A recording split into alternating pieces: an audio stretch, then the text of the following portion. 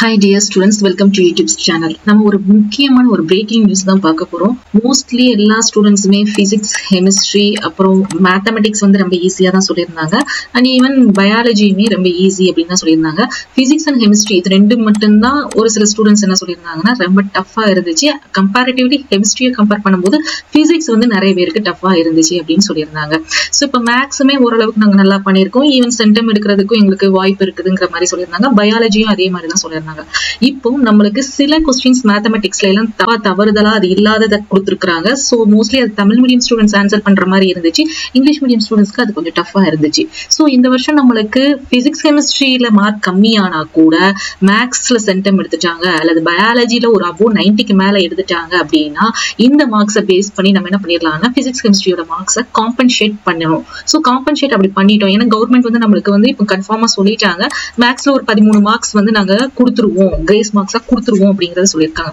So அந்த அடிப்படையில பார்க்கும்போது நீங்க ஒரு இன்ஜினியரிங் ஸ்டூடெண்ட்ஸோ அல்லது ஒரு சில பேராமெடிக்கல் கோர்சஸ் படிக்கணும் அல்லது பிஎஸ்சி மேக்ஸ் இந்த மாதிரி படிக்கணும் அப்படின்னு எதிர்பார்க்கறீங்க அல்லது பிஎஸ்சி கம்ப்யூட்டர் சயின்ஸ் பண்ணணும் அப்படின்னா கண்டிப்பா கட் ஆஃப் வந்து கூடுறதுக்கு வாய்ப்பு இருக்கு, இன்க்ரீஸ் ஆகிறதுக்கு வாய்ப்பு. இதே மாதிரி நீங்க பயாலஜிலையும் நம்ம சென்டம் எடுத்துருவோம் அப்படிங்கிற ஒரு கேட்டகரியில இருந்தோம்னா எப்படி மேக்ஸுக்கு சென்டம் கிடைக்கும் போது நம்ம கட் ஆஃப் கூடுமோ அதே மாதிரி பயாலஜிலையும் சென்டம் எடுக்கிற மாதிரி வாய்ப்பு இருந்துச்சுன்னா கண்டிப்பா கட் ஆஃப் வந்து கூடதான் செய்யும்.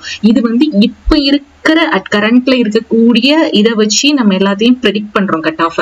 பட் ஆனா நம்மளுக்கு பேப்பர் வந்து வேல்யூஷன் பண்ண போறது ஏப்ரல் 1 இருந்து சொல்லியிருக்காங்க. அதுக்கு முன்னாடி நம்மளுக்கு என்ன பண்ணிருவாங்கன்னா ஆன்சர் ஷீட் வந்து கொடுத்துருவாங்க. சோ அந்த ஆன்சர் ஷீட் கொடுக்கும் போதே நம்மளுக்கு ஓரளவுக்கு நம்ம எழுதுனதை வச்சு நம்மளுடைய 12th மார்க் எவ்வளவு வரும் அப்படிங்கறத ப்ரெடிக்ட் பண்ண முடியும். சோ இது வந்து ஒரு கட்டத்துல இருக்கக்கூடிய ஃபேக்ட், இதான் ரியாலிட்டி. பட் ஆனா கட் ஆஃப் வந்து அப்படியே யூகிச்சு நம்ம வந்து இவ்வளவு மார்க் எடுத்தா எனக்கு சீட்டு கிடைச்சிரும் அப்படின்னு சொல்ல முடியாது.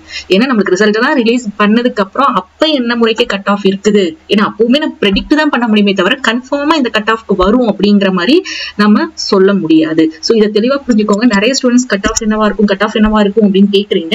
சோ கட் ஆஃப் வந்து ப்ரெடிக்ட் தான் நம்ம பண்ண முடியுமே தவிர மித்தபடி நம்ம எக்ஸாக்டா இந்த கட் ஆஃப் வரும்னு நம்ம சொல்லவே முடியாது. ஏன்னா அதுல நிறைய விஷயங்கள் இருக்கு. கட் ஆஃப் மட்டும் இல்லாம நம்ம கம்யூனிட்டிக்கு என்ன வேணும், நம்ம அது மட்டும் இல்லாம என்ன குரூப் எடுக்கணும். இப்போ பிஎஸ்சி நர்சிங், பிபிடி இதுக்கெல்லாம் பாத்தீங்கன்னா ஓரளவுக்கு கட் ஆஃப் வேணும். அது மட்டும் இல்லாம நம்ம எல்லாருமே ஒரு நல்ல காலேஜஸ் சூஸ் பண்ணுவோம். அப்படி பார்க்கும்போது அந்த மாதிரி காலேஜுக்கு நம்ம வந்து செலக்ட் ஆகணும்னா நம்மளுக்கு ஓரளவுக்கு ஒரு கட் ஆஃப் நல்ல கட் ஆஃப் இருந்தா மட்டும்தான் கிடைக்கும். சோ மீதி ரிமைனிங் நம்மளோட கவர்மெண்ட் என்ன சொல்லியிருக்காங்க அப்படிங்கிற வீடியோ வந்து பாருங்க. தொடர்ந்து நம்மளோட சேனலை ஃபாலோ பண்ணிக்க, அந்த நோட்டிபிகேஷன் பெல்லையும் கிளிக் பண்ணிக்கோங்க.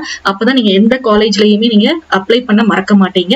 அதே மாதிரி நம்மளால ஓரளவுக்கு கிரெடிட் பண்ண முடியாத அளவுக்கு இருக்கக்கூடிய கட் ஆஃபும் கண்டிப்பா அதனாலேயே நம்மளுக்கு சீட்ஸ் கிடைக்கிறதுக்கும் பாசிபிள் இருக்கு. தேங்க்ஸ் ஃபார் வாட்சிங். 12ஆம் வகுப்பு பொதுத் தேர்வின் கணித வினாத்தாளில் ஏற்பட்ட குளறுபடி காரணமாக அத்தேர்வு எழுதிய மாணவர்களுக்கு 13 மதிப்பெண்கள் கிடைக்க வாய்ப்புள்ளதாக தகவல் வெளியாகியுள்ளது. கடந்த 19ஆம் தேதி நடந்த கணித தேர்வில் கேள்வி எண் 17, கேள்வி எண் 25 மற்றும் கேள்வி எண் 47 ஆகியவை தவறாக கேட்கப்பட்டதாக கணித ஆசிரியர்கள் தேர்வுத்துறைக்கு கடிதம் அனுப்பியிருந்தனர். அதில் சம்பந்தப்பட்ட கேள்விகளுக்கு விடையளிக்க முயன்ற மாணவர்களுக்கு 13 மதிப்பெண்கள் வழங்க வேண்டும் என அறிவுறுத்தியிருந்தனர். இந்நிலையில் குறிப்பிட்ட கேள்விகளுக்கான மதிப்பெண்கள் வழங்க முடிவு செய்யப்பட்டிருப்பதாகவும் அதற்கான அறிவிப்பு ஓரிரு நாட்களில் வெளியாகும் எனவும் கூறப்படுகிறது.